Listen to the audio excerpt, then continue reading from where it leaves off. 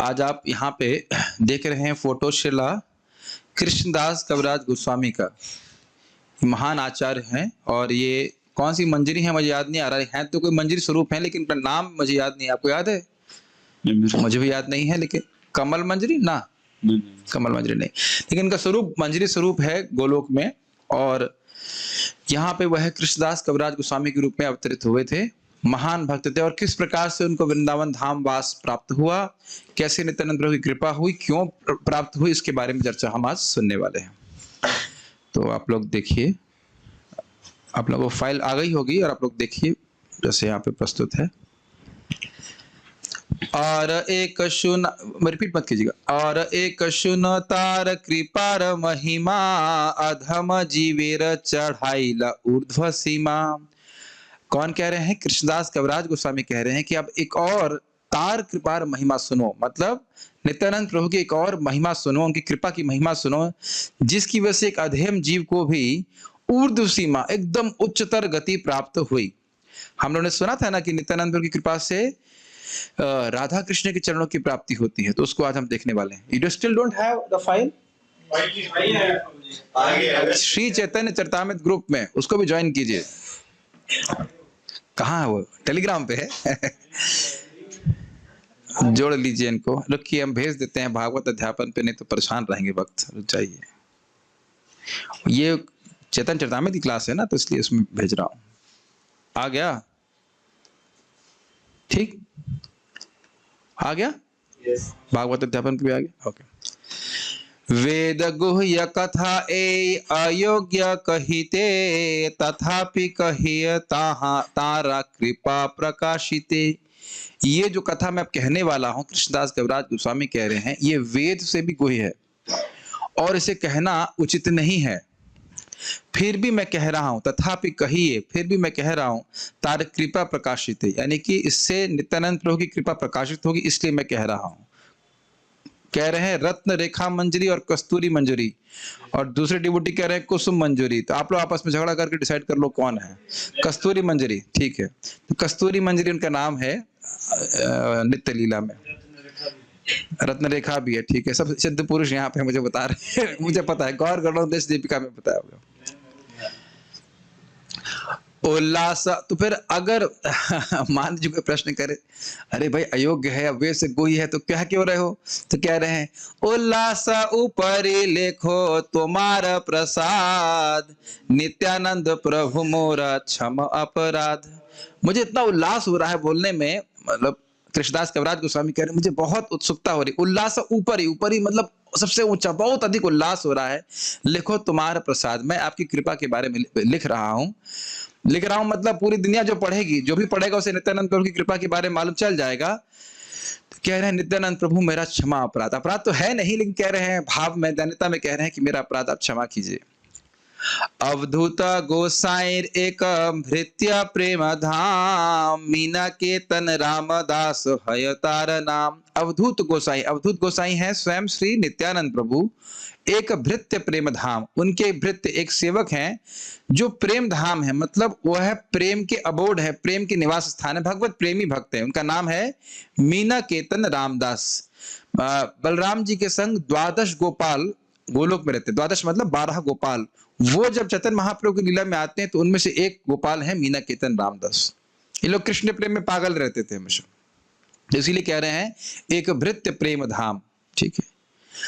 आमार आलय अहो रात्र संकीर्तन, तहाते आइला ते हो पाइया निमंत्रण। आमार आलय यानी कृष्णदास कविराज गोस्वामी कह रहे हैं मेरे घर में अहो रात्र संकीर्तन, दिन रात तक संकीर्तन हो रहा था।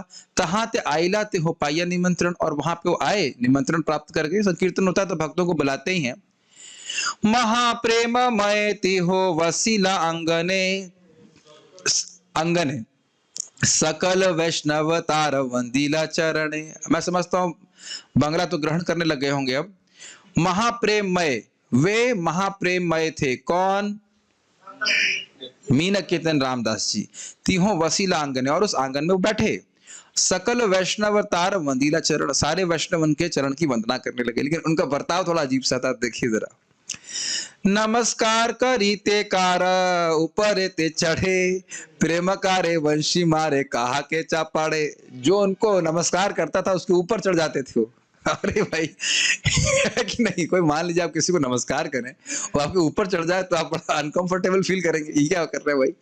तो आप समझ लेना चाहिए ऐसा क्यों कर रहे थे, तो आप वही देख लीजिए इधर क्या क्या लिखा हुआ है, अवधूत गोसाई एक भृत्य। जब उनके स्वामी ही अवधूत हैं तो उनके सेवक भी अवधूत ही होंगे, समझ लेना चाहिए।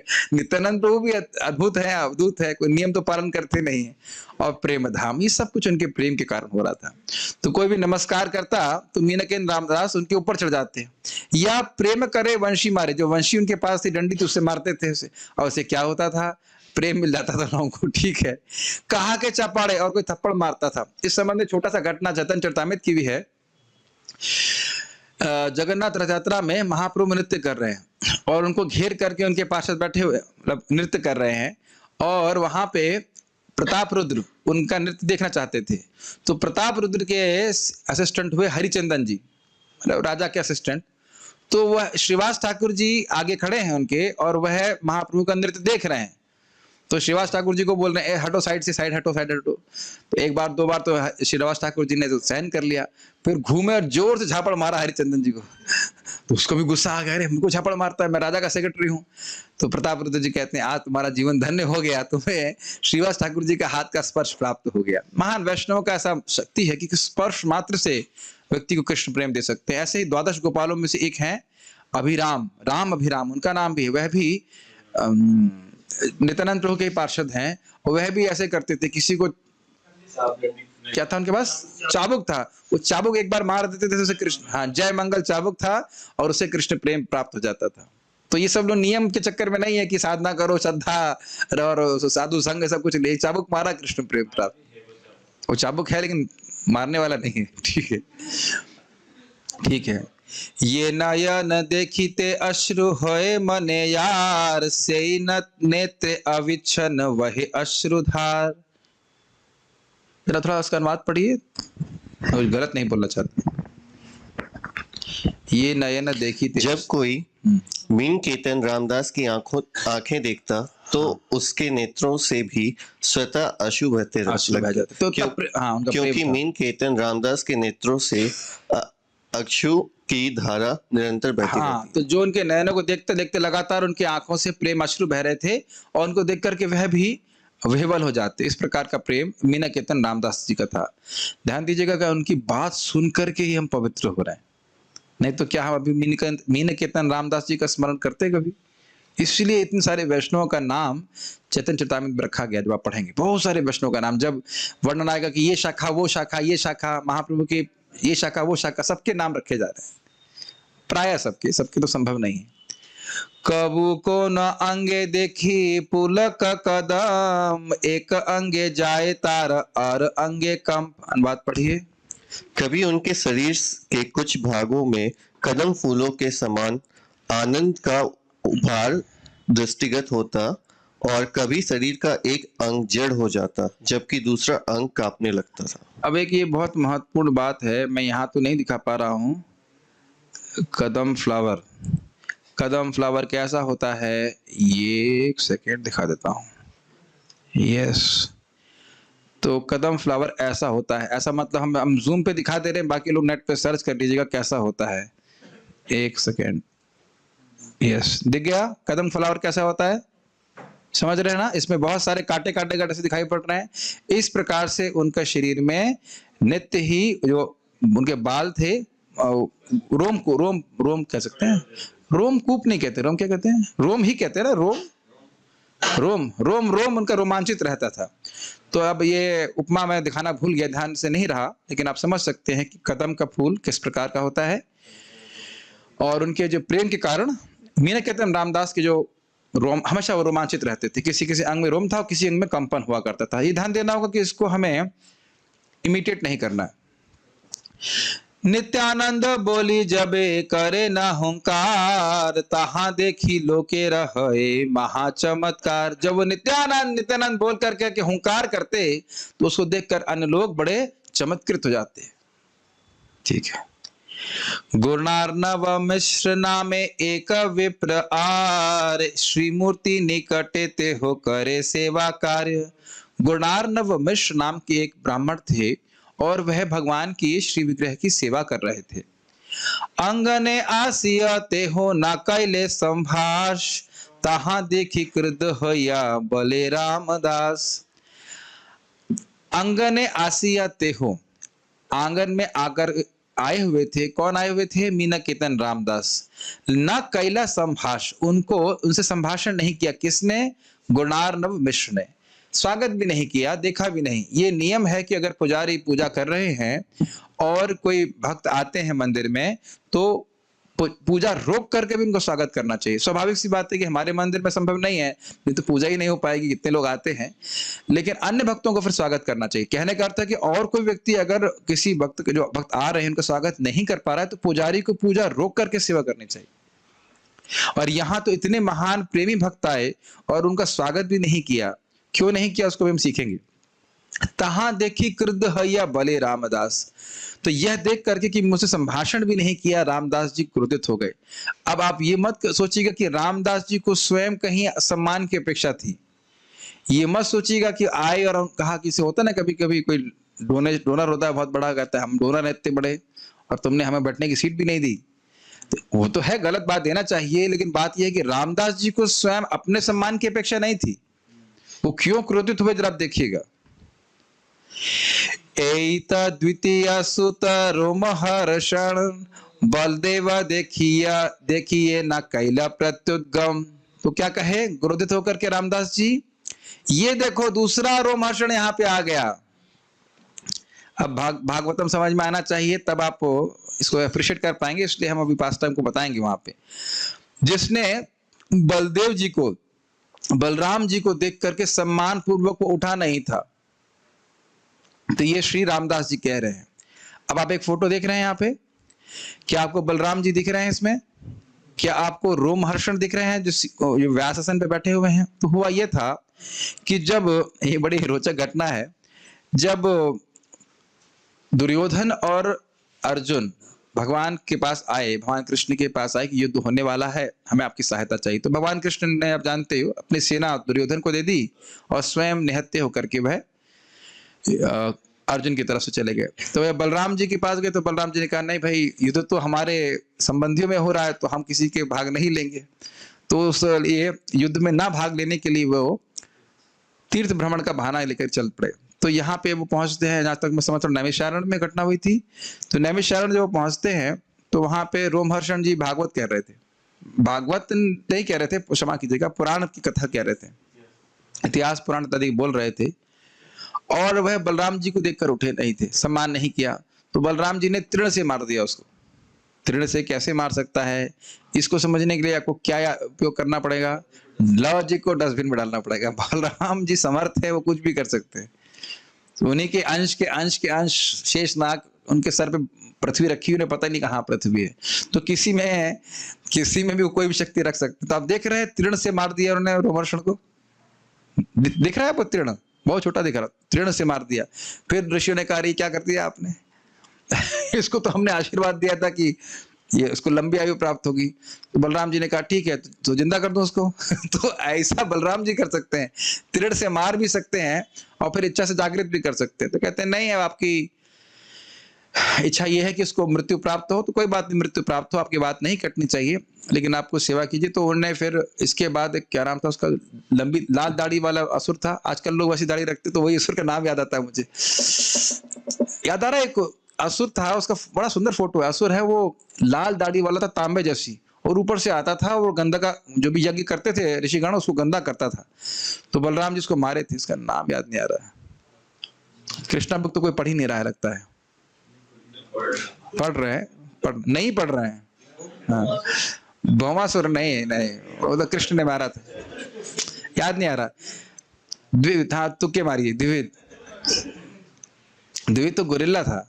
द्विविद गोरिल्ला को बलराम जी मारे थे, लेकिन वो ये नहीं था। नाम याद नहीं आ रहा, उसकी फोटो याद आ रही है, क्योंकि जब भी लोगों को देखता हूँ ना, बड़ी बड़ी दाढ़ी वाली लेकर के, आज के लड़के लगाते हैं ना दाढ़ी ऐसी लंबी लंबी, तो बस लाल नहीं करते हैं, बाकी वैसे ही एकदम उसी स्टाइल की दाढ़ी थी उस असुर की। एनीवेज जो भी हो, तो उसको मार दिए थे। और फिर वह नदियों में स्नान वगैरह भी जो करते हो, तो मुद्दा हाँ, बलवल बलवल, यस यस, बलवल, गुड, बलवल नाम का जाता था, उसको मारा था। तो आप लोग कृष्णा बुक में फोटो देख सकते हैं। और कभी वैसी दाढ़ी मत रखना, नहीं तो बलराम जी ठीक है कि नहीं, बलराम जी को जब बलराम जी के सामने वैसी दाढ़ी लेके जाओगे तो बलराम जी कहेंगे आ गया, एक और बलवल आ गया। ठीक है, द्वितीय बलवल नाम इसका नाम दूसरा बलवल है। ठीक है, तो खैर अब ये आगे जाते हैं। तो समझ में आया कि यहाँ पे क्यों कह रहे हैं कि तुम दूसरे रोमहर्षण हो। जिस प्रकार से रोमहर्षण जी ने बलराम जी का सम्मान किया था, उसी प्रकार से श्री मीना कीर्तन रामदास जी क्या कह रहे हैं कि तुम जानते हो कि मैं नित्यानंद प्रभु का पार्षद हूं, और इस कारण से तुमने संभाषण नहीं किया है। वो अपने सम्मान की अपेक्षा नहीं कर रहे थे, धन देना होगा। समझ पा रहे हैं, ग्रहण कर पा रहे हैं कि क्यों बोल रहे हैं द्वितीय रोमहर्षण? ये बात इस जगत में हम देखते हैं कि अगर हमारा किसी व्यक्ति के प्रति सम्मान होता है तो उसके पार्षदों के प्रति भी हमारा सम्मान होता है। यस, किसी भी व्यक्ति को महान मानते हैं तो हम उनके पार्षदों को भी महान मानते हैं। प्रभुपाद जी के शिष्यों को हम सम्मान देते हैं, प्रभुपाद जी को सम्मान देते हैं। इसलिए अगर प्रभुपाद जी के प्रति किसी का सम्मान नहीं है तो प्रभुपाद जी के शिष्यों के प्रति सम्मान क्यों होगा? Make sense? अब तो प्रभुपाद जी के शिष्यों का असम्मान करना मतलब प्रभुपाद जी के प्रति असम्मान, is it not? Make sense? तो ये बोल रहे हैं यहाँ पे कि तुम द्वितीय रोमहर्षण हो, और तुम जिस प्रकार से रोमहर्षण ने बलराम जी का सम्मान किया, तुम नित्यानंद प्रभु का सम्मान कर रहे हो। इस कारण से वो गुस्सा हुई। इसलिए कभी मत सोचिए कि रामदास जी तो भगवत प्रेमी हैं, गुस्सा कहां से आ गया? गुस्सा आ सकता है क्योंकि नित्यानंद प्रभु का अपराध हो रहा था। ठीक, एता बोली नाचे गाए करे संतोष, कृष्ण कार्य करे विप्र ना करीला रोष। ऐसा बोल करके नाचने गाने लगे, फिर मस्त हो गए, अपने में गा रहे हैं, और कृष्ण का कार्य ब्राह्मण कर रहे थे, ना करीला रोष। उस ब्राह्मण ने झगड़ा नहीं किया, चुप रहे। उत्साहवंते गेलाते हो करिया प्रसाद, मोर भ्राता सने तार किचु होइलावाद। बोलिए अनुवाद। उत्सव समाप्त होने पर मीन कीर्तन रामदास हर एक को आशीर्वाद देकर चले गए। उस समय मेरे भाई के साथ उनका कुछ विवाद उठ खड़ा हुआ।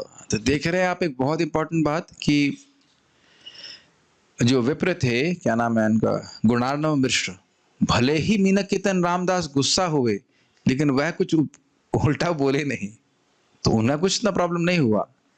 लेकिन कृष्णदास कविराज गोस्वामी के भाई ने उनसे वाद विवाद कर लिया। अब देखिए फजीयत हो गई। फजीयत समझते हैं? प्रॉब्लम, भयंकर प्रॉब्लम शुरू हो गई। चैतन्य प्रभु ते तार सुदृढ़ विश्वास, नित्यानंद प्रति तार विश्वास आभास। कृष्णदास कविराज गोस्वामी के भाई का चैतन्य महाप्रभु के चरणों में तो पूरा विश्वास था, लेकिन नित्यानंद प्रभु के प्रति उसका विश्वास हल्का था, बहुत हल्का विश्वास था, बहुत अधिक विश्वास नहीं था। विश्वास आभास, छाया मात्र थी। इहा जानी रामदासेर दुख हईला मने, तबे ते भ्राते रे आमी करीनु भरसने। यह जान करके श्री रामदास जी को बहुत दुख हुआ मन में। तबे ते भ्रातारे आमी करू न भरसने, तब मैंने, कृष्णदास कविराज गोस्वामी ने अपने भाई की भर्सना करी। दुई भाई एक तनु समान प्रकाश, नित्यानंद नामा ने तुम्हार हबे सर्वनाश। किसको बोल रहा है? कौन बोल रहा है? कृष्णदास कविराज गोस्वामी अपने भाई की भर्सना कर रहे हैं, डांट रहे हैं कि दोनों भाई मतलब चैतन्य निताई, चैतन्य महाप्रभु और नित्यानंद प्रभु एक ही तनु है, अलग अलग व्यक्ति नहीं है, वो एक ही व्यक्ति हैं। आप जानते हैं भगवान कृष्ण और बलराम जी में केवल आकार रंग का भेद है, ठीक है ना। नित्यानंद ना माने तुम्हारा हबे सर्वनाश, तुम नित्यानंद प्रभु को नहीं मानते, उनका सम्मान नहीं करते हो, तुम्हारा सर्वनाश हो जाएगा। एकेते विश्वास अन्य ना कर सम्मान, अर्ध कुकोटि न्याय तुम्हारा प्रमाण। तुम एक पे विश्वास करते हो, दूसरे का असम्मान करते हो, ये तो गलत बात है। और ये तो वैसा ही न्याय हो गया जैसा अर्ध कुकुट न्याय, आधी मुर्गी वाला न्याय। तो हमने मुर्गी का फोटो लगा रखा है मुर्गी का फोटो क्यों लगा रखा है? ये चेतन चेतावनी में मुर्गी कहां से आ गई? देखिए ये फोटो होने से ना बात समझ में आती, नहीं तो मन कहीं और भाग जाता है। फोटो में मुर्गी हाँ, सोने के अंडे भी हैं, यस। देखो सोने के अंडे तुरंत दिख गए ना। आप समझ में आएगा। देखिए, ये मुर्गी है जो सोने का अंडा देती थी, बहुत मूल्यवान, लेकिन सोना नहीं खाती थी जो भी मुर्गी खाती होगी, उसके विवेचना नहीं करना चाहते। तो उसने सोचा, एक आदमी ने, इसका पीछे वाला भाग बहुत अच्छा है, अंडे अंडे सोने के अंडे दे रही है, लेकिन आगे वाला भाग बहुत खराब है, इसे खिलाना पड़ता है। तो ऐसा करते हैं, इसे गर्दन काट देते हैं और पीछे वाला भाग रहने देते हैं, अंडे मिलते रहेंगे। इसे कहते हैं अर्ध कुक्कुट न्याय। अब फोटो के बाद तो आगे दोबारा समझाना नहीं पड़ेगा ना कि आधी मुर्गी वाला न्याय क्या होता है, लॉजिक। तो एक तरफ तुम चैतन्य महाप्रभु को मान रहे हो, लेकिन दूसरी तरफ तुम नित्यानंद प्रभु को नहीं मान रहे हो, तो ये क्या मतलब हुआ? समझ रहे हैं? कोई कहे कि मैं भगवान कृष्ण को मानूंगा लेकिन गुरु को स्वीकार नहीं करूंगा, हैं ऐसे लोग। हमारे ही ग्रुप में, जूम के ग्रुप में, एक डिवोटी लीव कर दिए, बोले मेरे गुरु केवल कृष्ण है। हमने कहा वाह गुरु, क्या बात है। जय हो। हमने सब सीख लिया है कैसे कैसे भक्ति करनी। हमने कहा अच्छा, आपने बड़ी जल्दी सीख लिया, हम तो अभी भी सीख ही रहे हैं। ऐसे लोग होते हैं। हमें किसी गुरु की जरूरत नहीं है, हमारे गुरु सीधे कृष्ण है, हम कोई किसी गुरु को स्वीकार नहीं करेंगे। Very nice. तो ये हो गया अर्थ कुक्कुट न्याय। तो फिर सोने का अंडा भी प्राप्त नहीं होगा। कहने का मतलब है भक्ति भी प्राप्त नहीं होगी। साधु कृपा नाम बिना प्रेम नहीं होए। भगवान की कृपा के, सॉरी, भक्तों की कृपा के बिना और भगवान का नाम जप किए बिना, कीर्तन किए बिना भगवान के चरणों में प्रेम प्राप्ति नहीं हो सकती है। जैसे मुझे याद है, एक बार हम कार्यक्रम करने गए थे, तो एक भक्त भगवान को माला ऐसे अर्पित कर रहे जैसे हम लोग खाने में भोग अर्पित करते हैं, उस प्रकार से। हमने कहा भगवान को माला पहनाई जाती है, खिलाई नहीं जाती है। तो भगवान तो चुपचाप थे ना फोटो के रूप में, चुपचाप। तो कुछ बोल नहीं रहा, खिला दो तो खा लेंगे, पहना दोगे तो पहन लेंगे। समझ रहे ना मेरी बात? वो झूठे हाथ लेकर क्यों खाना बना रहे हो? कौन बोलेगा? कृष्ण बोलेंगे। कोई झूठे हाथ लेकर के कुछ भोग बना रहा है, कुछ गलती कर रहा है, कृष्ण के बोलते हैं, तो अपराध तो बना ही रहेगा ना। कैसे सीखेंगे हम लोग, बताइए? कृष्ण को भोग भी लगाना, ये भी तो भक्तों ने बताया है। अरे महाप्रभु के साक्षात शरण प्राप्त करते हैं रघुनाथ दास गोस्वामी, तो भी महाप्रभु कहते हैं ठीक है, स्वरूप दामोदर गोस्वामी आप इनको ट्रेनिंग दीजिए। भगवान हमेशा यही चाहते हैं, दासों के दास के रूप में हमें रहना। Doesn't make sense? तो ये सिद्धांत समझना होगा कि नित्यानंद प्रभु को रिजेक्ट करने का अर्थ क्या है। गुरु को रिजेक्ट कर दे और सोचे हम कृष्ण की प्राप्ति कर लेंगे, या गुरु को माने और कृष्ण को ना माने। ऐसे भी लोग भी होते हैं कि गुरु ही सब कुछ है। तो अर्थ को कितना समझ में आ रहा है? गुरु ताते कृष्ण भजे, करे गुरुर सेवन, माया जाले छूटे पाए कृष्णेर चरण। कृष्ण का सेवा करनी है और गुरु की भी सेवा करनी है। वस्तुतः गुरु के अनुगत्य में कृष्ण की सेवा करनी। रेल की पटरी समझते हैं? रेल की पटरी में एक पटरी होती है जिस पर रेल चलती है, दो होती हैं क्या? हाँ। तो दो पटरी में अगर एक पटरी को भी उखाड़ दिया तो ट्रेन गिर जाएगी या साइड में चली जाएगी। उसी प्रकार से गुरु की आज्ञा के अनुसार व्यक्ति को भगवान की भक्ति करनी चाहिए। गुरु मतलब केवल दीक्षा गुरु ही नहीं होते हैं, शिक्षा गुरु, दीक्षा गुरु सभी। दीक्षा गुरु से तो हम बड़ी आसानी से बच सकते हैं, इज इट नॉट? दीक्षा गुरु तो ना सुबह देखने आ रहे हैं कि आप मंगल आरती आ रहे हो कि नहीं आ रहे हो। प्राय हमने देखा है, इधर वृंदावन में भी देखता हूँ, जब परम पूज्य गोपाल कृष्ण महाराज आएंगे उस दिन बड़ी भीड़ होती है मंगल आरती में। सब लोग तिलक लगा एकदम ठाक ठाक, बड़ी हरे कृष्ण किस किस ऐसे लगता है रोज ही आते। फिर महाराज चले जाते तो फिर गायब। तो दीक्षा गुरु से बचना तो बड़ा आसान है, लेकिन सबसे ज्यादा कान उमेटते हैं शिक्षा गुरु, इज इट नॉट? हे कल क्यों नहीं आया, लेट क्यों आया? तो देखिए लोग दीक्षा के चक्कर में पड़ते हैं। सबसे मुश्किल तो शिक्षा होती है, इज इट नॉट? दीक्षा का स्टैंप लगाना कोई कठिन बात नहीं है, लेकिन शिक्षा ग्रहण करना ये बहुत महत्वपूर्ण है। ऐसा नहीं कि दीक्षा का स्टैंप लग गया तो बच जाएंगे, नहीं। कि बादुहा ना मानिया हाउ तो पाषंड, एक मानी और ना मानी ए मत भंड। कि बादुहा ना मानिया हाउ तो पाषंड। अच्छा होता कि आप नास्तिक होते, पाषंड मतलब नास्तिक हो जाओ और दोनों का ना मानो। ये बहुत इंपॉर्टेंट बात है। भगवत गीता लोग मानते हैं कि नहीं मानते हैं, लेकिन वहां भी अर्थ कुक्कुट न्याय लगाते। भगवत गीता हमारी बड़ी श्रद्धा है, भगवत गीता में 3 अध्याय तक। हाँ, 3 अध्याय में 1 श्लोक, कर्म करो फल की इच्छा मत करो, और उसका एक्सप्लेनेशन क्या है, चाहे कुछ भी करो, कर्म करो फल की इच्छा मत करो, चाहे कुछ भी करो। ये है श्लोक का अर्थ। ये तो नहीं है ना?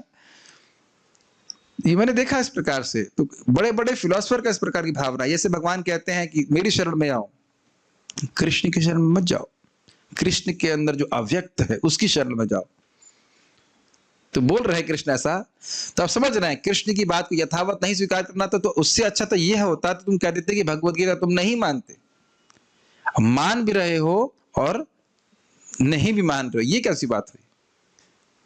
समझ रहे हैं ना? और इसकी वजह से ज्यादा खतरा होता है कि जैसे कहते हैं आधा ज्ञान, क्या कहते हैं, half knowledge is more dangerous, ऐसा कुछ क्या, little knowledge is dangerous. Yes, तो भगवान के बारे में ठीक ठीक ज्ञान होना चाहिए। आज ही मेरे को उतना गुस्सा आया, इतना गुस्सा आया था, मैं जब कर रहा था, जब करते करते बाहर निकल के बस यही गलती करी। एक लड़का बात कर रहे थे, नए बच्चे होंगे, मैंने कुछ सिखाया नहीं गया, जब तो कर रहा था, बोला ये कौन सा लॉजिक है कि पाप किया, गंगा जी में स्नान किया और मुक्त हो गए। अब मैं कुछ चुप कर रहा, मैं रोक रहा था कि जब कैसे बात नहीं करूं, मुझसे रुका नहीं गया। हमने कहा ये बताओ पाप का निर्धारण कौन करता है? तुम्हारे पिताजी। पाप का निर्धारण कि ये पाप है, ये पुण्य है, ये शास्त्र कह रहा है ना। ईश्वर, उसने बोल भी दिया, हाँ ईश्वर करते, तो ईश्वर कह रहा है कि ये पाप है और ये पुण्य है। तुम अभी गाय काटते हो, तुम्हें दिख जाता है कि तुमने वो पाप किया?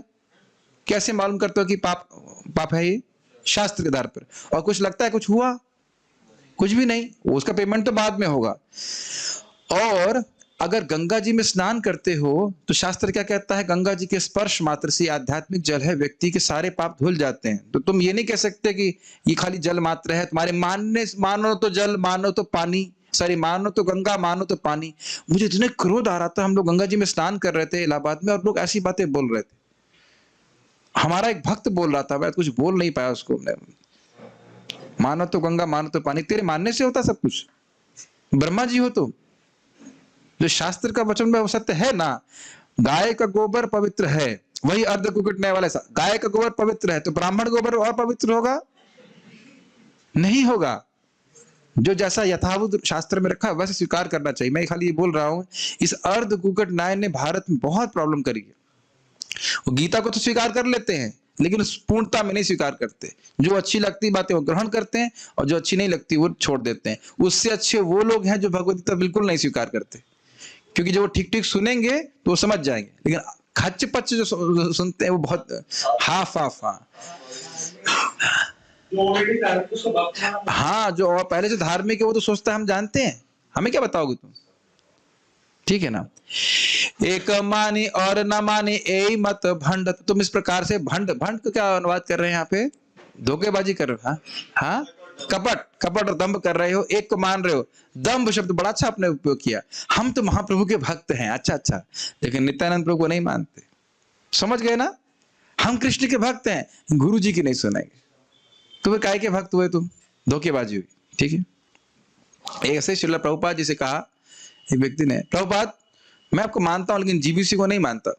अच्छा, प्रभुपाद ने कहा आप मुझे मानते? कहते हाँ। मैंने कहा, प्रभुपाद कहते हैं मैं कह रहा हूं कि जीबीसी को मानो। नहीं, मैं जीबीसी को नहीं मान सकता। तो मैंने कहा फिर आप, प्रभुपाद जी कहे फिर आप मेरे को क्या मान रहे हो? लोग कहते हैं कि हम कृष्ण को मानते हैं, फाइन, हम जो गीता में कृष्ण कहते हैं मानते हैं। कृष्ण कह रहे हैं गुरु को स्वीकार करो, हम वो नहीं मानते। तो फिर तुम कृष्ण को क्या मानते हो? Make sense? तो शास्त्र को यथावत पूर्णता में स्वीकार करना चाहिए। उसी प्रकार से महाप्रभु को स्वीकार कर रहा है तो नित्यानंद प्रभु को भी स्वीकार करना पड़ेगा। कृष्ण को स्वीकार करना चाहते हैं, वाकई प्रगति करना चाहते हैं तो गुरु को भी स्वीकार करें।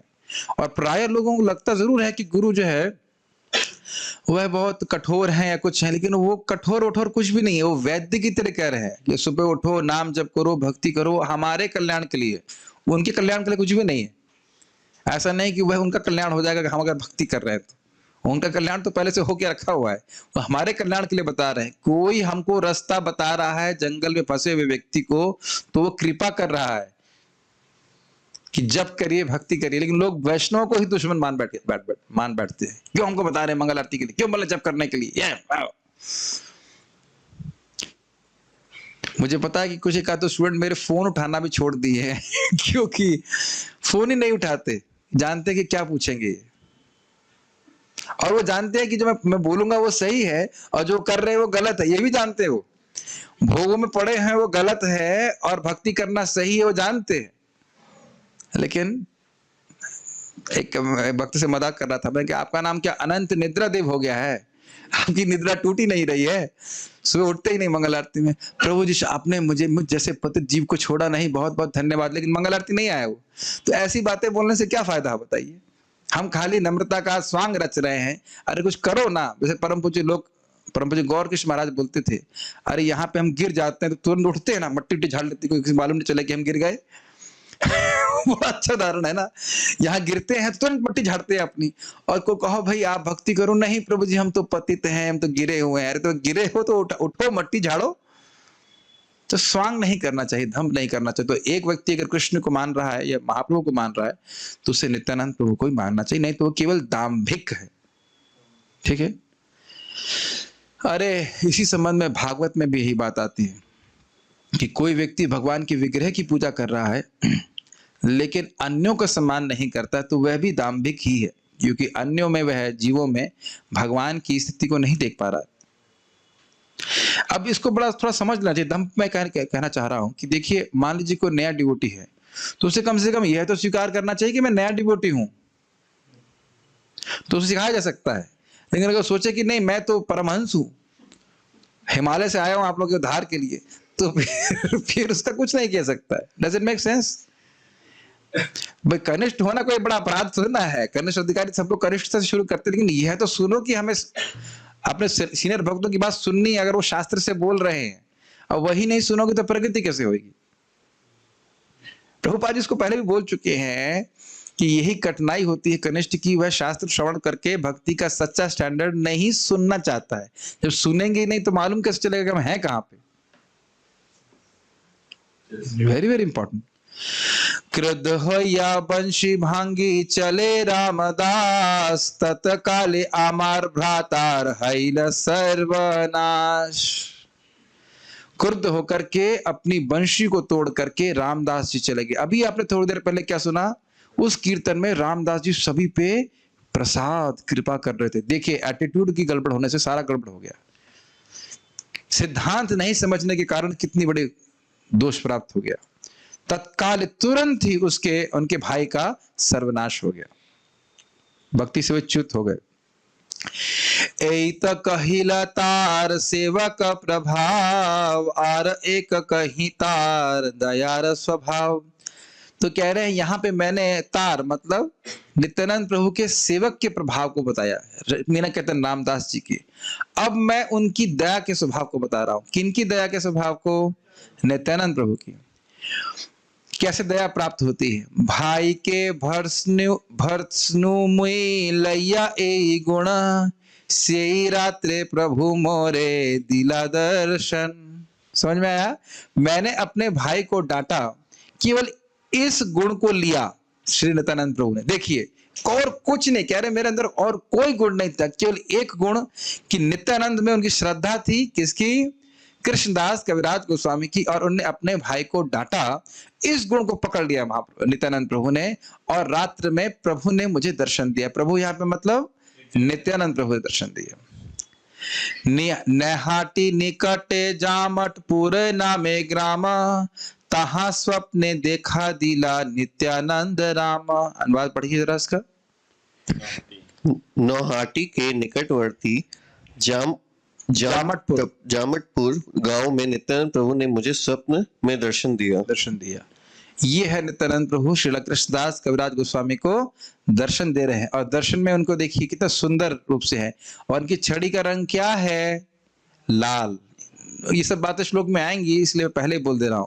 फिर देख रहे हो हाथ से वो कुछ इशारा कर रहे हैं। कहाँ है आपका फोन? अच्छा, वही ऐसे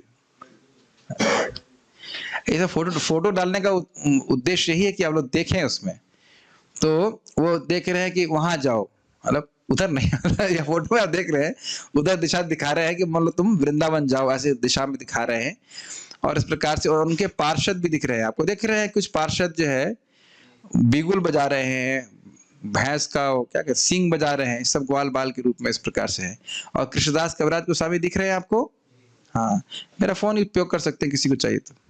ओके, ये फोटो मैंने यहाँ जानबूझ के रखी है। तो ये सब कृष्णदास कविराज गोस्वामी अपने स्वप्न में देख रहे हैं, लेकिन ये स्वप्न एक प्रकार का विजन है। हमारी तरफ सपने नहीं है, जैसे आपने सुना होगा भजन लोग आते हैं, रात शाम सपने में आए दहिया पी गए सारा रा रा रा। हमारे घर में खूब भजन, शाम शाम जो है सपने में आया सारा दही पी गए, सुना आपने भजन, सारा दही पी गए, और सुबह देखा दही तो वैसा ही है। ठीक है, यानी कि सपने में ही दही पिलाएंगे, वास्तविक रूप से शाम को दही नहीं पिलाएंगे। तो इस तरह का सपना नहीं था। ये कैसा सपना है? Vision, it's a vision of Nityananda Prabhu, direct दर्शन प्राप्त हो रहा है उनको। ठीक है, ओके। दंडवत हयामी पड़िनु पाइते, निज पाद पद्म प्रभु दिला मोर माथे।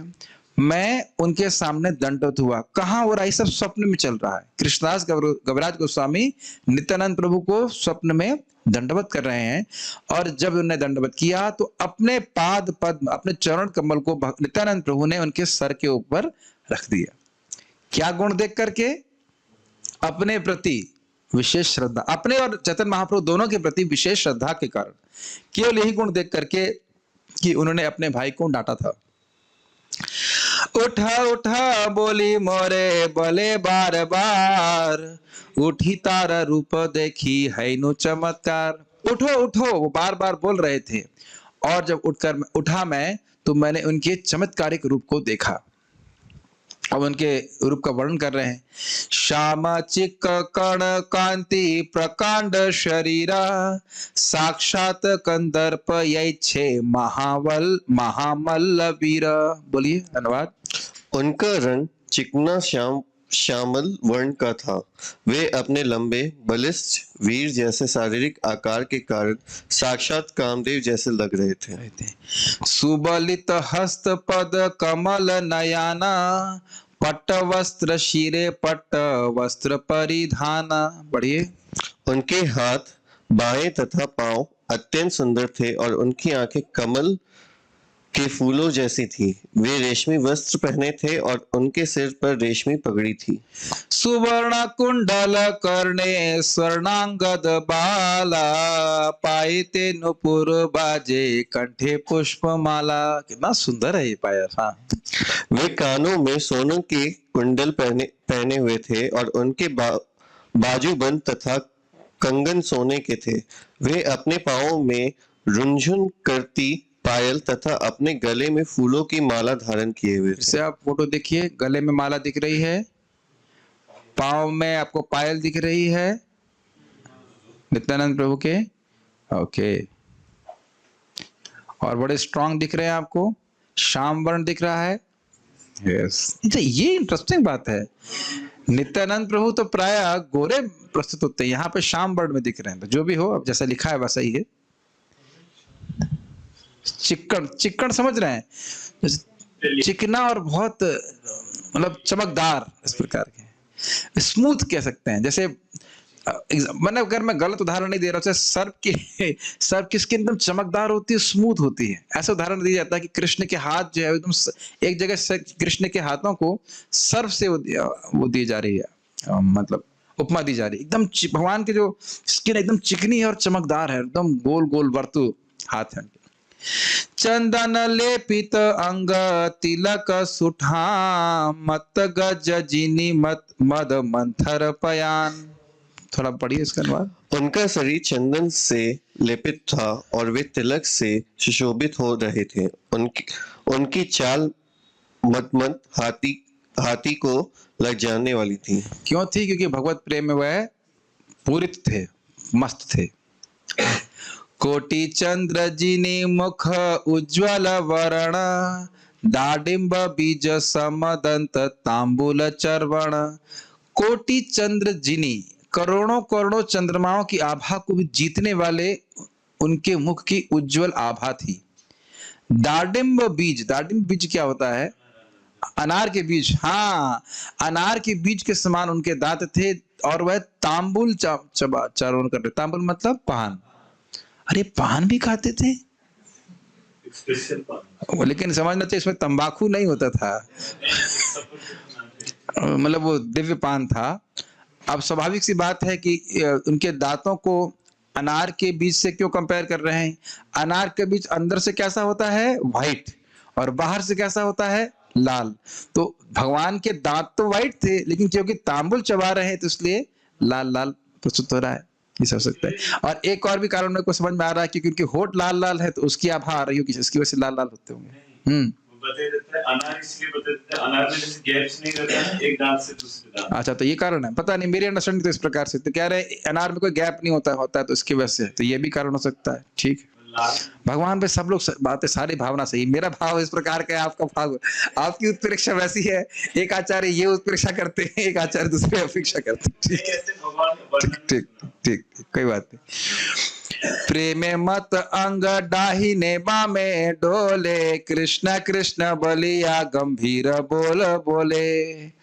प्रेम मत में हो के दाहिने बाम में डोले, दाहिने लेफ्ट राइट, और क्या बोलते हैं, कृष्ण कृष्ण बोलिया गंभीर बोल बोले, कृष्ण कृष्ण बोली। तो आप समझ रहे, कृष्ण कृष्ण बोलने से नित्यानंद प्रभु प्रसन्न होते हैं। रांगा यष्टि हस्ती दोले ये न मत सिंह, चारी पाशे बेड़ी आछे चरणे ते भृंग।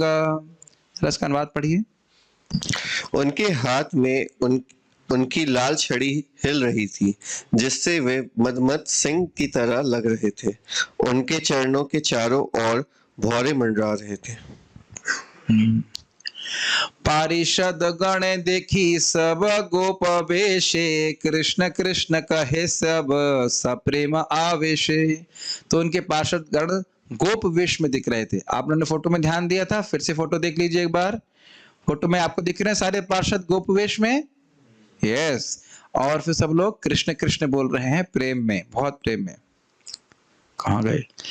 शिंगा बांशी बजाए कहे केह नाचे गाए, सेवक योगाए तांबुल चामर ढुलाए। सब फोटो में दिखा था ना आपने, कोई तांबुल दे रहा है, कोई चामर ढुला रहा है, कोई सिंग बजा रहा है, कोई बंशी बजा रहा है, कोई नाच रहा है, कोई गा रहा है। ये तो देखा था ना फोटो में अभी।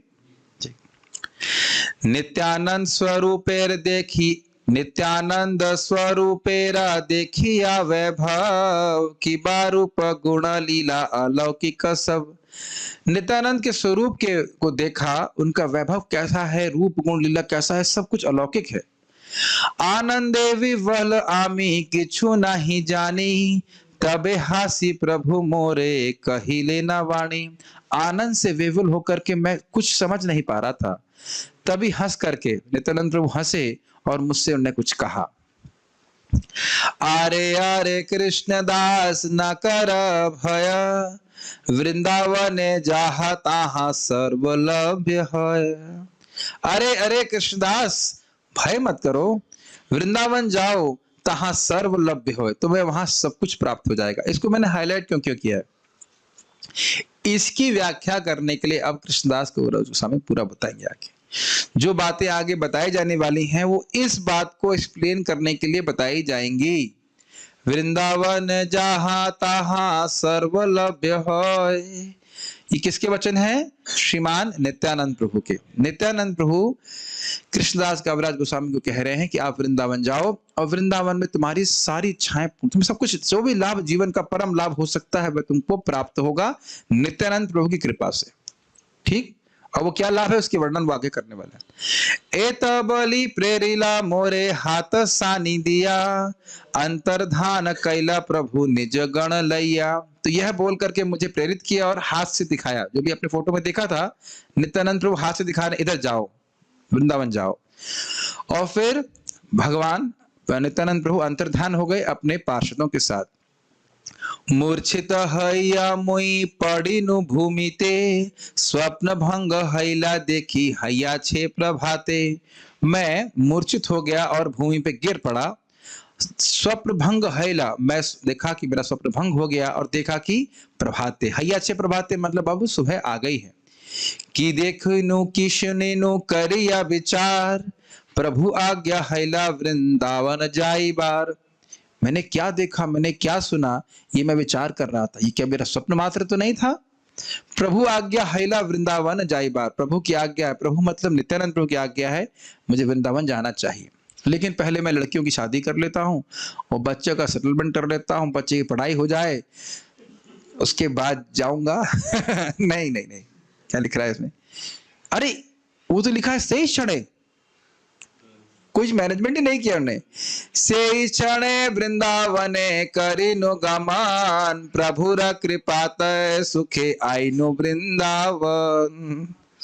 से क्षणे मतलब तत्क्षण तुरंत ही वह वृंदावन में गमन किए, पोटली उठाई और चल पड़े। प्रभुर कृपाते सुखे आइनो वृंदावन, उनकी कृपा से मैं बड़े सुख से वृंदावन आया। जय जय नित्यानंद नित्यानंद राम, जहारा कृपाते पाइनु वृंदावन धाम। स्पष्ट है, नित्यानंद प्रभु की जय हो, उनकी कृपा से मुझे वृंदावन धाम की प्राप्ति हुई। श्रीला प्रभुपाद जी ने विशाल प्रभु को पूछा, प्रभु जी का शरीर छूट गया ना, खुद ही बोल रहे थे। प्रभुपाद जी ने पूछा, क्या तुमको वृंदावन धाम अच्छा लगता है? तो कहा, हाँ प्रभुपाद, मुझे वृंदावन धाम बहुत अच्छा लगता है। तो प्रभुपाद बोले, देन हैव इट। अमेजिंग है ना। हाँ, जय ऐसा कुछ तो बोल रहे थे। हाँ, ऐसे बड़े स्टाइल से बोल रहे थे, हैव इट, ले लो। अमेजिंग। और नित्यानंद प्रभु के स्पेशल पार्षद हैं श्रील प्रभुपाद जी। ये प्रार्थना हमें प्रभुपाद से रोज करना चाहिए कि प्रभुपाद जी, आपके चरण में कोई अपराध हो गया तो हमें क्षमा कर दीजिएगा। जय जय नित्यानंद जय कृपामय, जहां पहते पाइनो रूप सनातन आश्रय। नित्यानंद प्रभु की जय हुआ, बड़े कृपामय हो, आपकी कृपा से मुझे रूप सनातन का आश्रय प्राप्त हुआ। ये भी इंपॉर्टेंट है, वृंदावन आए और उनको महान वैष्णव का आश्रय प्राप्त हुआ, जिससे भक्ति भी आगे बढ़ सके। जहां है ते पाइनु रघुनाथ महाशय, जहां है ते पाइनु श्री स्वरूप आश्रय। उनकी कृपा से मुझे रघुनाथ दास गोस्वामी जी का आश्रय प्राप्त हुआ। रघुनाथ दास गोस्वामी जी कृष्णदास कविराज गोस्वामी जी के साक्षात शिक्षा गुरु थे। रोज 3 घंटे जब कृष्णदास राधा कुंड के तट पे थे, रघुनाथ भट्ट गोस्वामी जी चैतन्य महाप्रभु के बारे में बोलते थे, तो कृष्णदास कविराज गोस्वामी सुना करते थे। इसीलिए बाद में उनसे प्रार्थना किया गया कि जो अंत लीला है महाप्रभु की, उसका आप वर्णन कीजिए।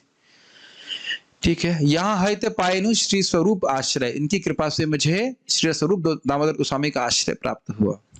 सनातन कृपाए पाइनु भक्ति रस सिद्धांत, श्री रूप कृपाए पाइनु भक्ति रस प्रांत। श्रीला सनातन गोस्वामी की कृपा से मैंने भक्ति के सिद्धांत को टिक टिक समझा। और आप ये देख लीजिए कि अब आगे देखने वाले हैं, हमारे जब भी हम पढ़ाएंगे, चैतन्य चरितामृत में बहुत सारे ग्रंथों का समावेश, मतलब लघु भागवतामृत, भक्ति रसामृत सिंधु, बहुत सारी बातें हैं उसमें बताई गई, तो उसका मतलब वो सब पढ़े हैं उसको। और श्रील रूप गोस्वामी की कृपा से मैंने भक्ति रस को समझ पाया, ये बात बोल रहे हैं।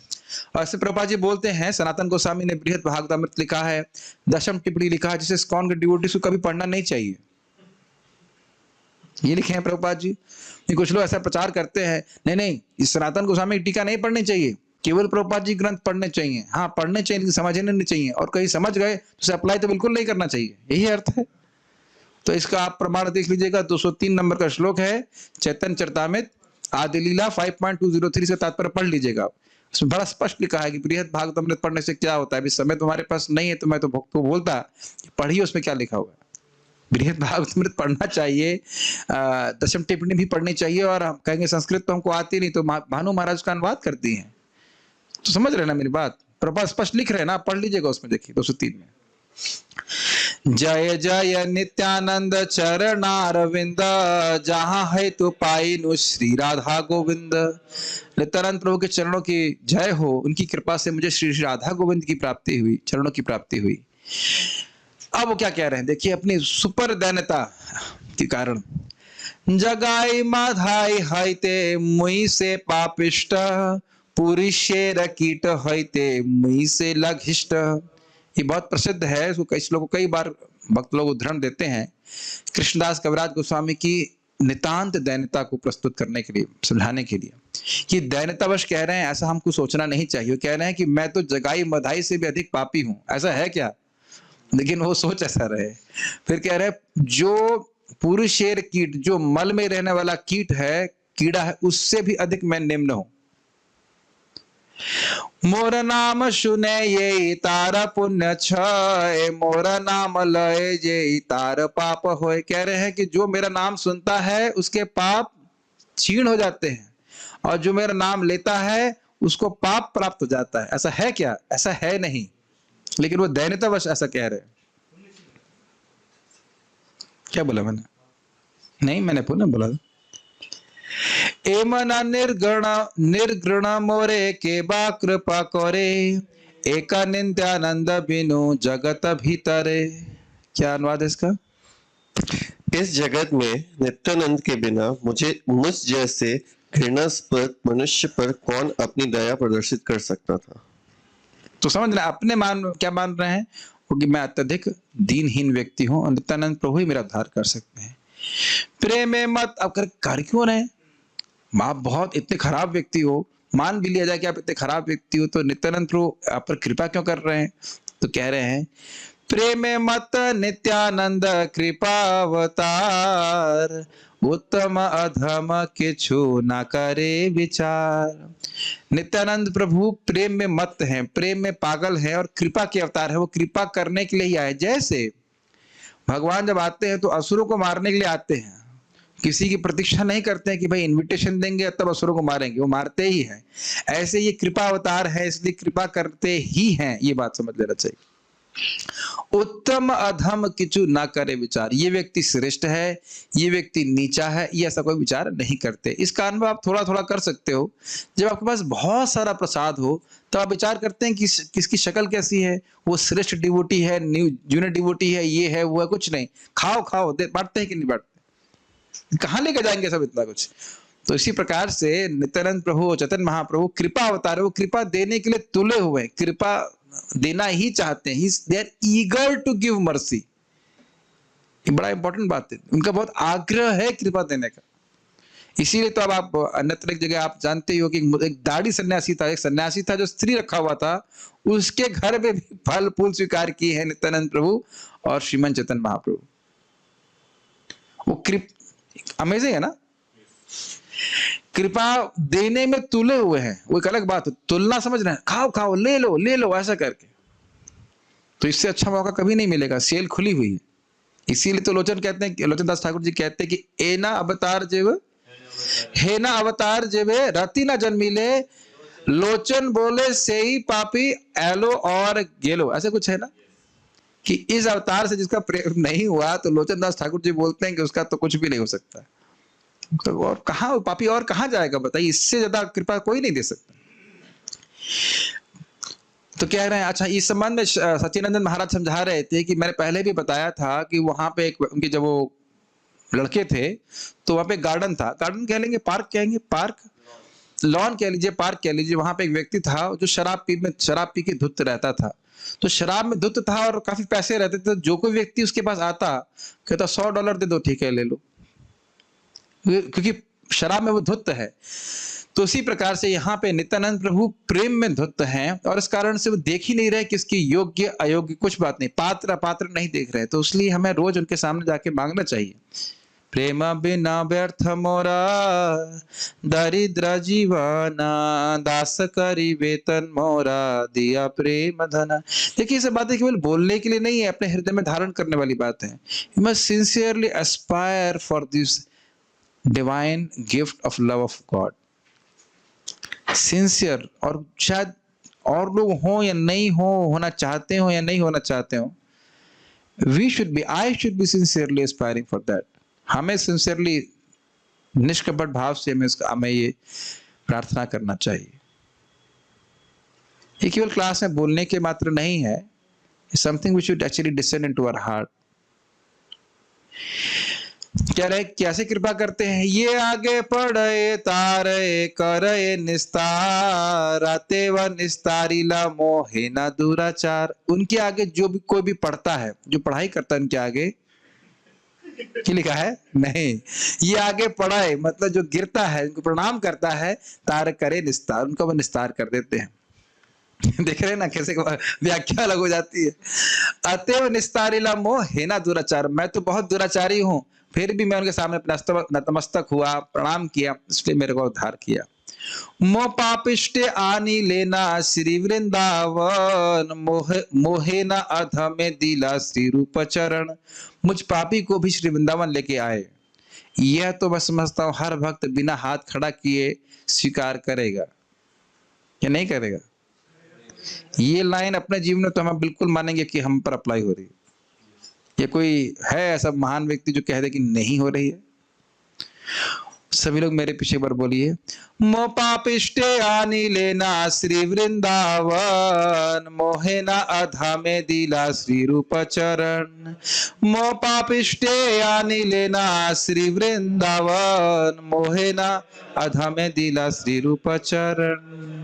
अर्थ बड़ा स्पष्ट है, मुझ वैसे पापी को भी वृंदावन में निवास दिया और मुझ जैसे अधम को श्री रूप गोस्वामी जी का चरण की प्राप्ति कराई। अब किस प्रकार से उन्हें भगवान के चरणों की प्राप्ति हुई इसका वर्णन कर रहे हैं। आपको याद होना चाहिए कि व्याख्या हो रही है, तुम्हारी सारी इच्छाएं पूर्ण होंगी वृंदावन जाकर के। ये नित्यानंद प्रभु का आशीर्वाद कृष्णदास काव्यराज गोस्वामी को था। श्री मदन गोपाल श्री गोविंद दर्शन, कही बार योग्य नहीं ये सब कथन। श्री मदन गोपाल और श्री गोविंद का दर्शन मुझे प्राप्त हुआ, ये सब मुझे कहना नहीं चाहिए, कह रहे हैं। वृंदावन पुरंदर श्री मदन गोपाल, रास विलासी साक्षात ब्रजेंद्र कुमार। वृंदावन के इंद्र है श्री मदन गोपाल, मदन मोहन जी। उस समय उनका नाम मदन गोपाल था, अभी मदन मोहन के रूप में जाने जाते हैं। कहाँ पे है उनका? हाँ, यहीं पे। कहाँ पे? मतलब यहीं पे है, करौली में। ठीक, करौली, ठीक। वह रास विलास करते हैं और साक्षात ब्रजेंद्र कुमार हैं। ये बातें बहुत सिंपल हैं, मैं कुछ बातें बोलूंगा तो आपको समझ में आएगा कि इसमें विशेष क्या है। श्री राधा ललिता संगे रास विलास, मनमथ रूपे जहार प्रकाश। श्री राधा और ललिता के संग जो रास विलास करते हैं, मनमथ रूपे। मनमथ मतलब कौन है? कामदेव। तो कामदेव के मन को भी मन को मथने वाले रूप में उनका प्रकाश है। किनका? मदन मोहन जी का, जो मदन यानी कामदेव जी को भी मोहित करते हैं। ये मदन टेर इधर ही है ना। हमने सुना है यहाँ पे कि मदन टेर में कृष्ण गोपियों के संग रास विलास कर रहे थे और कामदेव ने देखा, वाह बढ़िया सेटिंग है, इतना सुंदर लड़का और इतने सुंदर लड़कियां, मैं तुरंत अपने 5 बार डालता हूं उसके ऊपर।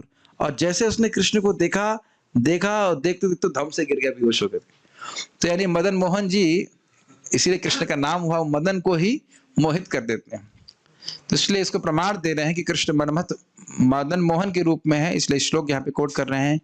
तासामावीर भूतशौरिः स्मयमान मुखाम्बुजः, पीतांबरधरः स्रग्वी साक्षान् मनमथः। अनुवाद पढ़िए। पीतांबर धारण किए तथा फूलों की माला से अलंकृत, गोपियों के मध्य स्मित हास्य से युक्त, कमल मुख वाले भगवान कृष्ण कामदेव के हृदय को भी मोहने वाले लग रहे थे। तो ये मदन मोहन जी का वर्णन हो रहा है कि मदन मोहन के दर्शन प्राप्त हुए श्रीला कृष्णदास कविराज गोस्वामी को। पूरा पढ़ूंगा फिर मैं बताऊंगा कि स्पेशल बात क्या है। स्वमाधुर्य लोकेर मने करे आकर्षण, दुई पाशे राधा ललिता करे न सेवन। अपने माधुर्य से मदन मोहन जी सभी लोगों का मन को हरने वाले हैं, उनके हृदय से जो काम की वासना उसको हटाने वाले हैं। दुई पाशे राधा ललिता करे न सेवन। दुई पाशे का अर्थ क्या लिए है? दोनों तरफ श्री राधा रानी और ललिता उनकी सेवा कर रही हैं। नित्यानंद दया मोरे तारे देखाइला, श्री राधा मदन मोहने प्रभु करी दिला। नित्यानंद प्रभु की दया से मैं उनको देख पाया। श्री राधा मदन मोहन प्रभु करे दिला, मुझे मेरे स्वामी के रूप में उन्होंने दिया। अब आप समझ रहे क्या कहना चाहते हैं। मदन मोहन जी के दर्शन हमने भी करे हैं, करौली में आपने भी किए और मैंने भी किए हैं। इन किए हैं, ये अंतर हो गया। अभी भी मदन के दर्शन हो रहे हैं ना, कामदेव के दर्शन तो अभी भी हो रहे हैं ना। तो ये क्या कहने का अर्थ समझ रहे हैं ना। साक्षात मदन मोहन के दर्शन हुए। जब वो मदन मोहन जी को देख रहे हैं तो उनको मात्र विग्रह नहीं दिख रहा है, साक्षात मदन मोहन दिख रहे हैं। इसी तो बोल रहे हैं बार बार, साक्षात मनमथ क्या है शब्द यहाँ पे? तासाम आविर्भूत शौरिः, साक्षात ब्रजेंद्र कुमार, ये अंतर दिख रहा है। जैसे कृष्ण फोटो तो ली, हमें दर्शन तो कर ही लेते हैं यहाँ पे, श्री राधा मदन मोहन जी की जय। तो मेरे गुरु महाराज संबंध में बता रहे हैं, अब इस फोटो को देखिए, हमारे ये वाले नहीं है करौली के, बट मैंने नेट पे सर्च किया था तो हम ये मान ली यही राधा मदन मोहन है, चलिए कोई बात नहीं, कृष्ण तो ऐसे ही है। लेकिन गुरु महाराज इस संबंध में कह रहे थे कि पहले जो विग्रह थे राधा गोविंद जी के या राधा मदन मोहन की, वो फिजिकली उतने सुंदर नहीं लग रहे हैं जैसे कि आजकल के विग्रह होते हैं। ध्यान देना होगा in terms of their physical construction, but जो भक्त, शुद्ध भक्त, उनको वह कृष्ण के रूप में दिखते हैं। जैसे कि रघुनाथ दास गोस्वामी को शालिग्राम शिला दिए थे और गिरिराज शिला दिए थे, तो उसमें गिरिराज जी को नहीं देख रहे हैं, वो साक्षात कृष्ण को देख रहे हैं। दैट्स अ रिविलेशन, और वह भगवान की कृपा से होता है। Does it make sense? क्या कहना चाहता हूं? तो इसीलिए कह रहे हैं, मदन मोहन प्रभु करी दिला, मुझे उनको इनके चरणों में स्थान दिया।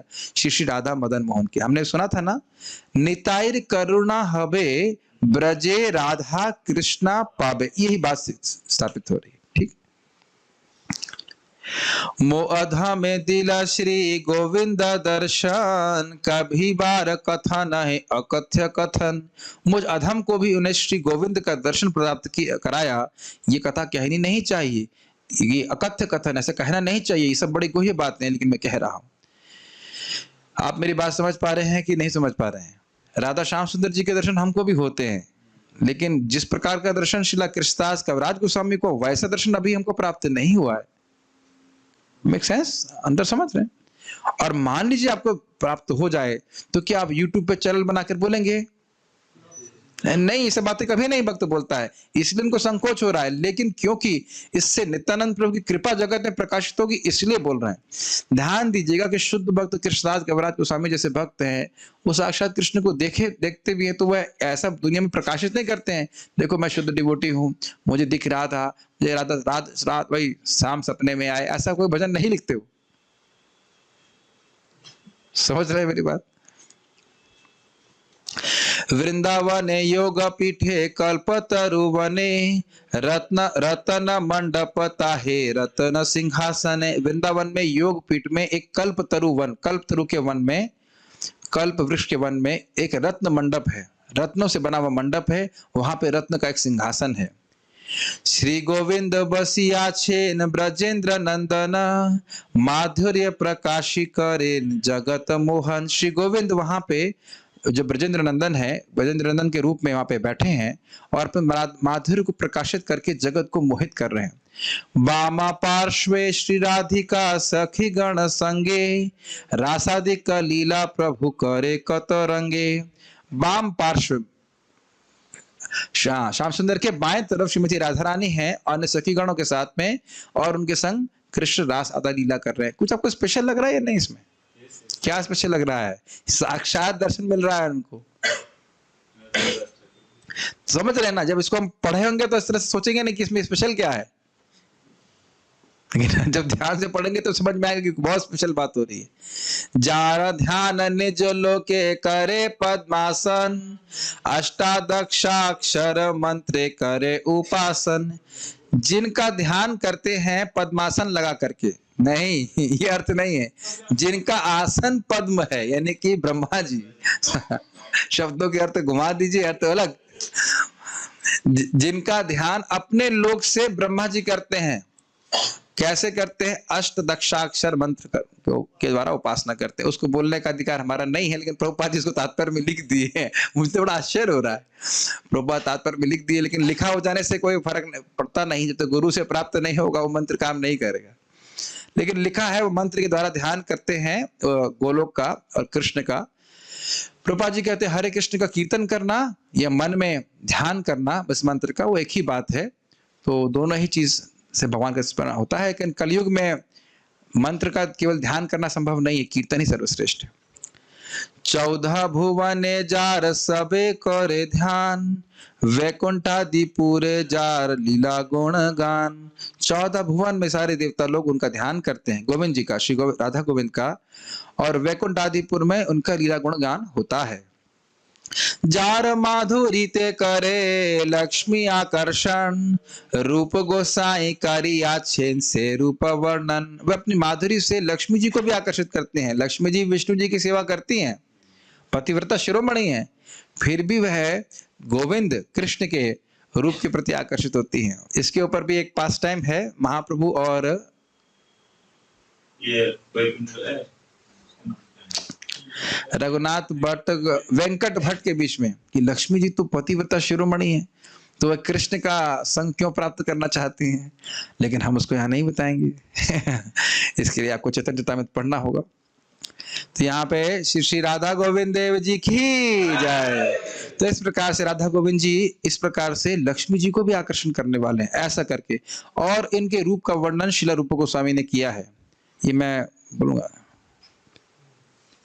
स्मेरां भंगे त्रय परिचितां साचि विस्तीर्ण दृष्टिं, वंशी न्यस्ताधर किशलयां उज्ज्वलां चंद्रकेणा, गोविंदाख्यां हरितनुमितः केशि तीर्थोपकंठे, मा प्रेक्षितास्तव यदि सखे बंधु संगे स्थिरंगः।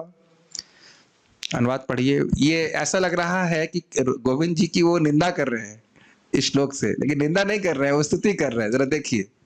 हे मित्र, यदि तुम अपने संसारी मित्रों के प्रति वास्तव में आसक्त हो तो यमुना तट पर केशी घाट में खड़े भगवान गोविंद के युक्त मुखमंडल की ओर मत देखना। वे नेत्रों से कटाक्षपात करते हुए अपने होठों पर बांसुरी धारण करते हैं, जो नव पल्लव के समान प्रतीत होते हैं। उनका त्रिभंग मायुक्त दिव्य शरीर चांदनी में अत्यंत उज्जवल प्रतीत होते हैं। आपकी हिंदी बड़ी अजीब सी है, ऐसा लग रहा है सब उर्दू पहले बोलते थे क्या? हिंदी बोलने का अभ्यास नहीं है आपको? खैर, मैं ग्रहण नहीं कर पाया क्या बोला। अल्लाह मेरे को तो मैं पढ़ता हूँ क्या बोला। मैं सोच सकता बहुत दिन से डांटू नहीं, लेकिन डांटना ही पड़ा। हे मित्र, यदि तुम अपने संसारी मित्रों के प्रति वास्तव में आसक्त हो, यदि सखे बंधु संगे स्थिरंगः, अगर तुम्हारी अपने बंधु बांधव में आसक्ति है, घर परिवार ठीक से चलाना चाहते हो, तो यमुना तट पर केशी घाट में खड़े भगवान गोविंद के स्मित हास्य युक्त मुखमंडल की ओर मत देखना। मतलब कह रहे हैं गोविंद जी इतने आकर्षक हैं कि तुम उधर देखने लग जाओगे तो तुम्हें घर वाले बिल्कुल नहीं अच्छे लगेंगे। तो क्या ये रूप गोस्वामी जी कहना चाहते हैं? ऐसा लग रहा है कि गोविंद जी की भर्त्सना कर रहे हैं, गोविंद जी को मत देखना। लेकिन वो क्या कहना चाहते हैं? अरे अगर तुम चाहते हो, कहने करती है, अगर चाहते हो कि घर परिवार की आसक्ति कटे तो गोविंद जी की तरफ जरूर देखना, ये कहना चाहते हैं। लेकिन बोल इस प्रकार से रहे हैं कि अगर कह रहे मना कर रहे, गोविंद जी की तरफ मत देखना। बड़ा शायरी बड़ी सुंदर है।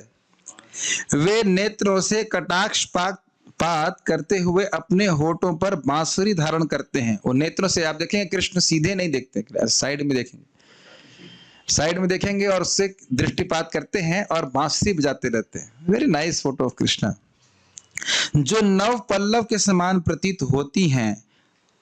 क्या नव पल्लव के समान प्रतीत होते हैं? भगवान के दिव्य नेत्र, उनका त्रिभंगिमा युक्त दिव्य शरीर, त्रिभंगिमा मतलब तीन जगह से बैंड, दिव्य शरीर चांदनी में अत्यंत उज्जवल प्रतीत होता है। चांदनी जब उनके पर पड़ती है तो वो बहुत ही प्रकाशमान लगते हैं। हिंदी ऐसे नहीं बोल सकते आप? ठीक, बस पूरा होने वाला है। साक्षात ब्रजेंद्र सुत इथे नाही आन, जेबा आज्ञा करे तार प्रतिमा है ना ज्ञान। पढ़िए, अब ठीक से पढ़ना। निसंदेह वे साक्षात ब्रजराज के पुत्र है, जो मूर्ख है वही उन्हें मूर्ति मानता है। इससे समझ में आया कि क्या साक्षात्कार प्राप्त हो रहा था कृष्णदास कविराज गोस्वामी को। क्या वह श्री गोविंद देव को प्रतिमा के रूप में देख रहे थे? साक्षात भगवान के रूप में। और ये किसकी कृपा से हो रहा था? नित्यानंद प्रभु की कृपा से। स्पष्ट समझ में आया ये बात। से अपराधे तार नाही का निस्तार, घोर नरकेते पड़े की बलि बार। इसी अपराध के कारण उसको निस्तार नहीं। कौन से अपराध के कारण? भगवान को मूर्ति मानना। प्रभुपाद जी वहां बोलते हैं कि भले ही हमें साक्षात्कार नहीं है, लेकिन कम से कम थियोरिटिकली, मतलब सैद्धांतिक रूप में हमें स्वीकार करना चाहिए कि यहाँ पे साक्षात भगवान है। इसीलिए जब आप मंदिर में हो तो बड़ा ध्यान रखें कि आप भगवान के सामने हैं। ये नहीं कि उल जुलूल कुछ भी बोलना शुरू कर दिया, या और बहुत सारे अपराध होते हैं, आप जानते हो। एक हाथ से प्रणाम नहीं करना चाहिए, पीठ नहीं भगवान को दिखानी चाहिए, ये सब बातें आप जानते हैं, क्योंकि हम साक्षात भगवान के सामने हैं।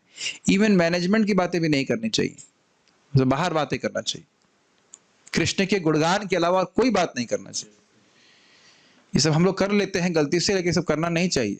मुझे तो हंसी आती है, तुलसी पूजा हो रही होती है और इधर बातें होने चालू हो जाती हैं, अरे आज उसका क्या हुआ, उस भक्त ने ऐसा क्या किया, वैसा क्या किया, बड़ा, हाँ ये लाइट खराब हो गई है। आप सोचिए किसी से वाकई हम भीख मांग रहे हैं, तो ऐसा हम कुछ कर सकते हैं। प्रार्थना में तो यही मांग रहे हैं ना, वृंदावन दियो वास, एक मिनट लाइट खराब हो गई, it just doesn't make sense. इसे कहते हैं प्रमाद। पता है कि पूजा करनी चाहिए, पता है कि प्रार्थना करनी चाहिए, लेकिन कुछ और बोलना शुरू कर देना समय। इसीलिए सुनना बहुत जरूरी है कि हम पता चले हम कर क्या रहे हैं और कहाँ गलतियां कर रहे हैं। खैर, इसीलिए जब मंदिर में जाते हैं तो नॉक करके जाना चाहिए। मेरी ऐसी आदत पड़ गई, एक भक्त के घर में प्रसाद पाने गए तो वहां भी नॉक करके घुसा हुए अंदर। मैंने कहा आदत ऐसी पड़ गई है, भगवान के मंदिर में जाते हैं नॉक करके घुसते अंदर। ये पता है ना आपको, ये एटिकेट है। ऐसा नहीं घुसे दौड़ते हुए जा रहे सुपरमैन की तरह घुस गए मंदिर में, ऐसा नहीं होता है। नॉक करना चाहिए, भगवान के घर में जा रहे हैं इस प्रकार से, दरवाजे के ऊपर। घंटी ना भी हो, दरवाजे से नॉक करने का नियम वहां पे बताया गया, ठीक है। इसके द्वारा हम सचेत होते हैं कि हम भगवान के सामने हैं। कुछ लोग ऐसे खड़े रहते हैं भगवान के सामने, ठीक है कृष्ण, ठीक है आप, ओके। ये सब एटिकेट है, भगवान के सामने ऐसे नहीं बैठ खड़े हो सकते। देखे होंगे ऐसे करते लोग, करते हैं, ठीक है। घोर नरकेते पढ़े की बलि बेयार, वो घोर नरक में पड़ेगा और क्या कहा जा सकता है। तो भगवान को क्या है वो श्लोक, अर्चे विष्णु शिलाधीर गुरु नरमति वैष्णवेर जाति बुद्धि, ऐसे करके श्लोक है लंबा सा, कि अर्चा भगवान की व्यचा विग्रह को मूर्ति या पत्थर मानना, गुरु को समान पुरुष समान इंसान मानना, मर्त बुद्धि करना, और वैष्णवों में जाति बुद्धि करना। अरे ये तो बनिया वैष्णव है सब बोलते हैं, ऐसे लोग बोल देते हैं तो बनिया है या वटेवर, पंजाबी है, बंगाली है, ऐसा सब नहीं बोलना चाहिए। वैष्णव भगवान के सेवक है, ठीक। ये सब नारकीय बुद्धि है। हे ना ये गोविंद प्रभु पाइनो यहाँ हैते, ताहारा चरण कृपा के पारे वर्णिते। जरा पढ़िए इसका अनुवाद। हे ना ये गोविंद प्रभु, कोई बात नहीं, समझ गया कहाँ थे आप लोग।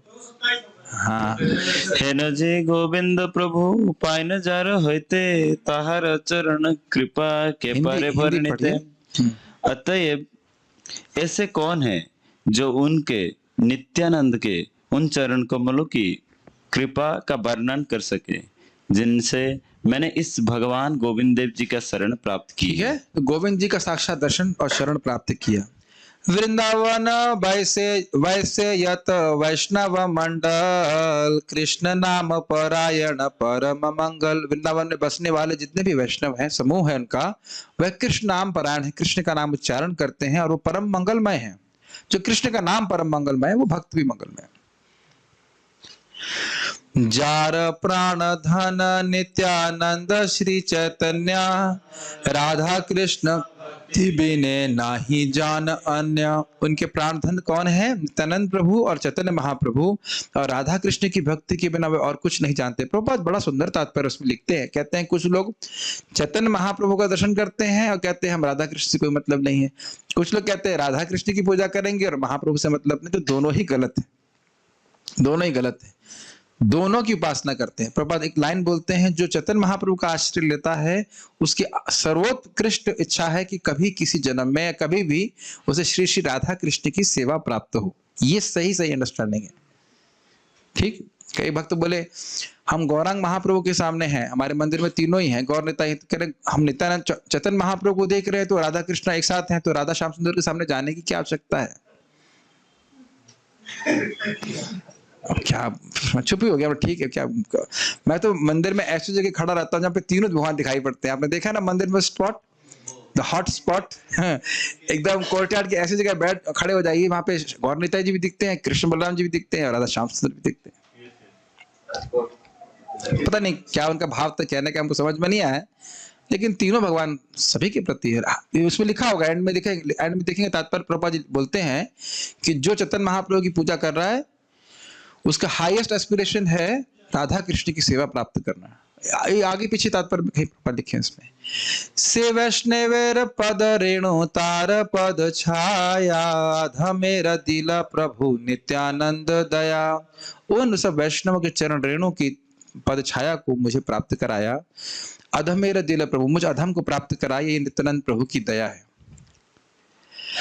ताहा, अब देखिए इसको हाईलाइट किया गया है, ताहा सर्वलभ्य होए प्रभुर वचन से सूत्र ए तार कैला विवरण। तहा सर्वलभ्य होए, यह तुम्हें वहां वृंदावन जाके सब कुछ प्राप्त होगा, ये नित्यानंद प्रभु का वचन था। इस सूत्र की व्याख्या करने के लिए सारा विवरण मैंने दिया। क्या प्राप्त हो गया? श्री श्री राधा कृष्ण की गुह्य सेवा उनको प्राप्त हो गई। किसको? कृष्णदास कविराज गोस्वामी को बोल रहे हैं। से सब पाइनु आमी वृंदावने आए, से सब लभय ए प्रभुर कृपाए। ये वृंदावन आकर के मैंने सब कुछ प्राप्त किया, और ये सब मैंने नित्यानंद प्रभु की कृपा से मुझे लाभ प्राप्त हुआ। ये सब आपनर कथा लिखी निर्लज हैया, नित्यानंद गुण लेखाए उन्मत्त करिए। अरे आप तो बड़े निर्लज हो, अपनी कथा खुद ही लिखना चालू कर दी, ये हुआ वो हुआ, शास्त्र में अपनी बात बोलते हो। कहते बात सही कह रहे हैं, मैं निर्लज हो गया हूं। क्यों निर्लज हो गया हूं? क्योंकि नित्यानंद के गुण को लिखने के कारण मैं उन्मत्त हो रहा हूं, या लिखने की इच्छा के कारण मैं उन्मत्त हो रहा हूं। इतनी बड़ी कृपा करी है, इतनी बड़ी कृपा करी है कि मैं उसे कैसे ना बताऊं, ये कहना चाहते हैं। नित्यानंद प्रभुर गुण महिमा अपार, सहस्त्र वदने शेष नाही पाए जार। नित्यानंद प्रभु की गुण और महिमा तो अपार है, सहस्त्र वदन अनंत शेष भी उनके गुणों को पार नहीं शेष कर सकते हैं। श्री रूप रघुनाथ पदे जार आस, चैतन्य चरितामृत कहे कृष्णदास। श्री रूप रघुनाथ के चरणों की आशा लेकर के चैतन्य चरितामृत कृष्णदास कविराज गोस्वामी जी कहते हैं। तो इस प्रकार से हमने प्रयास किया कि नित्यानंद प्रभु की महिमा का कुछ कुछ वर्णन किया जा सके, और उम्मीद है कि आप लोगों को अच्छा लगा होगा।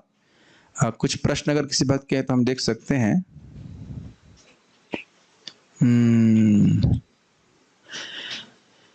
ओके, ब्रह्मांड भ्रमिते कोनो भाग्यवान जी, ठीक है। ओके, कुछ लोग कहते हैं कि कर्म ही पूजा है। ठीक है, पूछो किसकी? तो उत्तर होगा मेरी पत्नी की। समझ में आई बात? या बच्चों की, यही तो कहना चाहते हैं वो। अगर वो कहें कि कर्म ही पूजा है, अर्थ को कुछ नए वाले पे बोल रहे हैं कि कुछ लोग कहते हैं गीता में लिखा है कर्म करो, यही अच्छा है बच्चा है, तो कह भी सकते हैं कर्म ही पूजा है, लेकिन उनसे पूछो किसकी? तो पूजा उस अपने कर्म से किसकी कर रहे हैं? वो पत्नी और बच्चों की, बस। तो वही बात खत्म हो जाएगी। कर्म पूजा है, कर्म अगर भगवान को समर्पित करते हैं तो भगवान के प्रति एक प्रकार की पूजा है, लेकिन ये तो मालूम होना चाहिए ना कि भगवान है कौन। तो आप पूछ सकते हैं कि कर्म पूजा है तो किसकी है? आत्मा। ठीक है, जब हमें स्वप्न में गुरु या भगवान के दर्शन होते हैं तो क्या सच में कृपा है या हमारा भ्रम है? नहीं, दर्शन तो हो, लेकिन उसके बाद फिर घर में ना रुके तब कृपा है। समझ रहे ना मेरी बात? जब इनको दर्शन हुए तो फिर सही क्षण है, तुरंत ही वृंदावन आ गए, लेकिन दर्शन के बाद अब घर ही अच्छा लग रहा है तो फिर दर्शन अभी पूरी तरह से नहीं हुए। फिर भी अच्छा है, गुरु वैष्णव के दर्शन हो रहे हैं तो अच्छी बात है। क्या हम भी मीठे पान का सेवन कर सकते हैं? मुझे पता था कि कोई ना कोई नित्यानंद प्रभु का सेवक जरूर आगे आएगा जो ये पान चबाना चाहता है। पान तो स्वामी को ही चबाने दीजिए, हम लोग अभी प्रसाद चबाएं, मतलब प्रसाद खाएं, बस वही उसमें संतुष्ट हो जाए। मीठे पान मत चबाना, ठीक है? मुझे पता था कि सब बातें देख रहे हैं, पूरी चीजें क्या ग्रहण किया, मीठा पान। तो मुझे बड़ा अच्छा लगा क्लास, आपका मीठा पान चबाऊंगा मैं। नहीं, ऐसा नहीं करना। इट्स अ वार्निंग ऑफ, और कृपा और प्रशंसा, पता नहीं ये आकाश प्रभु बहुत राधा जी को देखते हैं, पता नहीं क्या बोल रहे हैं लोग। Door knock thing, how beautiful Leela is this today only. First time I saw mother doing door knock while entering temple and was thinking, okay, कह रहे हैं कि दरवाजा क्यों खटखटाना चाहिए। What a coincidence, गोविंद जी के दर्शन किए सुबह, अच्छी बात है, बहुत ठीक है। ओके, सब लोग अनुमोदन कर रहे हैं कथा का, बहुत बहुत धन्यवाद, मुझे इससे प्रेरणा एनकरेजमेंट मिलता है। सभी लोग देखिए, बहुत इंपॉर्टेंट बात है, it's not the number of people और number of listeners, but the eagerness of listeners which inspires the speaker to speak. श्रोताओं का नंबर से मतलब नहीं, उनकी आग्रह बहुत होना चाहिए। तो आप लोग का आग्रह है, आप लोग सब साधना कर रहे हैं, भक्ति कर रहे हैं, इसलिए आपका आग्रह है कथा सुनने का, इसलिए मुझे भी कुछ कहने में अच्छा लगता है। कल से क्या चाहते हैं फिर, भागवत बढ़ाते हैं आगे? वो तो खैर नहीं कर पाएंगे।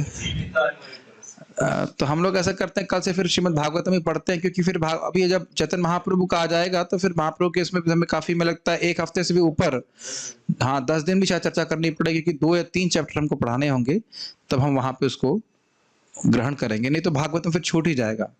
बहुत सारी बातें भागवतम भी तो पढ़ाना है, इस जीवन में पूरा कर लेना है ना। आप लोग 20 साल नहीं मरने वाले हैं ना? अच्छा ठीक है, कोई पता नहीं ना, इसलिए कुछ कम से कम प्रथम स्कंद तो पूरा कर लेने दीजिए, ठीक है। तो कल से श्रीमद् भागवतम को हम श्रवण करेंगे। बहुत बहुत धन्यवाद। श्रीमन नित्यानंद प्रभु की जय, श्रील प्रभुपाद की जय, निताय गौर प्रेमानंदे।